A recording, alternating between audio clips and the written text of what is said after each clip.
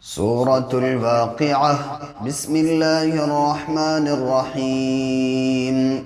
إذا وقعت الواقعة ليس لوقعتها كاذبة خافضة رافعة. إذا رجت الأرض رجا وبست الجبال بسا فكانت هباء منبثا وكنتم أزواجا ثلاثة فأصحاب الميمنة ما أصحاب الميمنة وأصحاب المشأمة ما أصحاب المشأمة والسابقون السابقون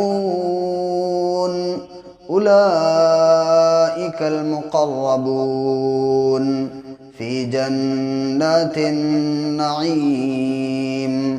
ثلة من الأولين وقليل من الآخرين على سرر موضونة متكئين عليها متقابلين. يطوف عليهم ولدان مخلدون بأكواب وأباريق وكأس من معين لا يصدعون عنها ولا ينزفون وفاكهة مما يتخيرون ولحم طير مما يشتهون وحور عين كأمثال اللؤلؤ المكنون جزاء بما كانوا يعملون. لا يسمعون فيها لغوا ولا تأثيما إلا قيلا سلاما سلاما. وأصحاب اليمين ما أصحاب اليمين في سدر مخضود وطلح منضود وظل ممدود وماء مسكوب وفاكهة كثيرة لا مقطوعة ولا ممنوعة وفرش مرفوعة. إنا أنشأناهن إنشاء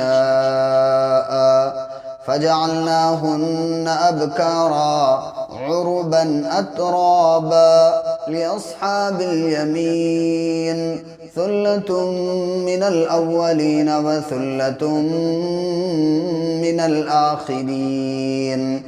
وأصحاب الشمال ما أصحاب الشمال في سموم وحميم وظل من يحموم لا بارد ولا كريم.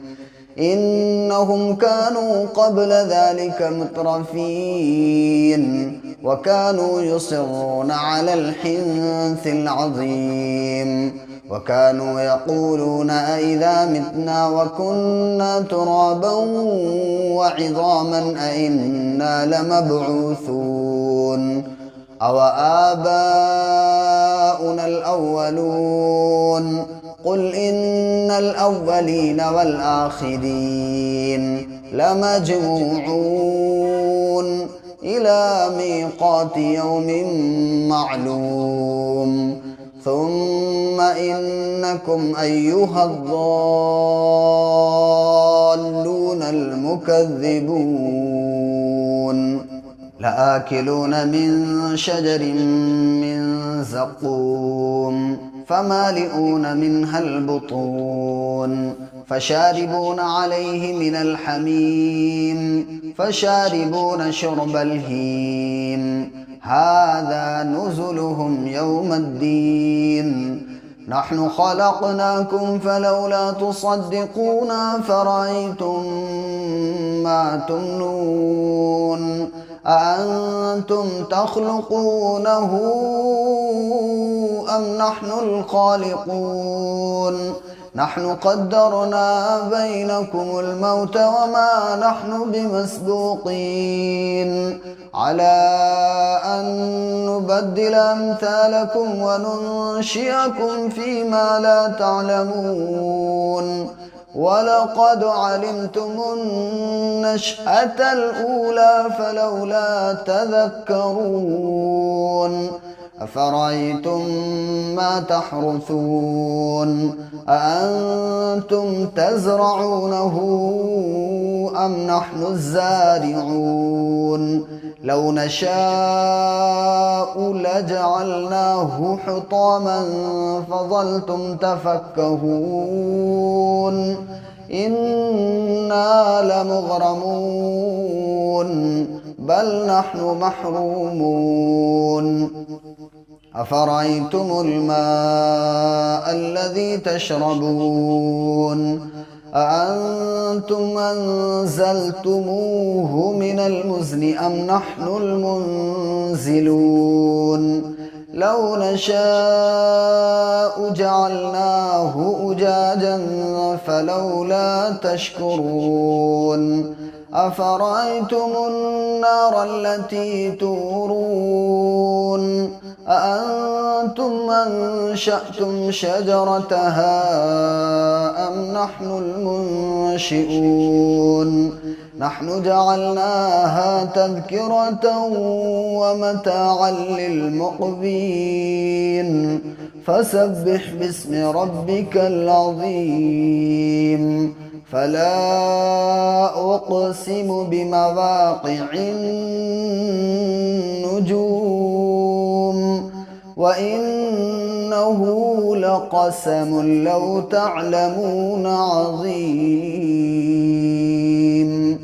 إنه لقرآن كريم في كتاب مكنون لا يمسه إلا المطهرون تنزيل من رب العالمين أفبهذا الحديث أنتم مدهنون وتجعلون رزقكم أنكم تكذبون فلولا إذا بلغت الحلقوم وأنتم حينئذ تنظرون ونحن أقرب إليه منكم ولكن لا تبصرون فلولا إن كنتم غير مدينين ترجعونها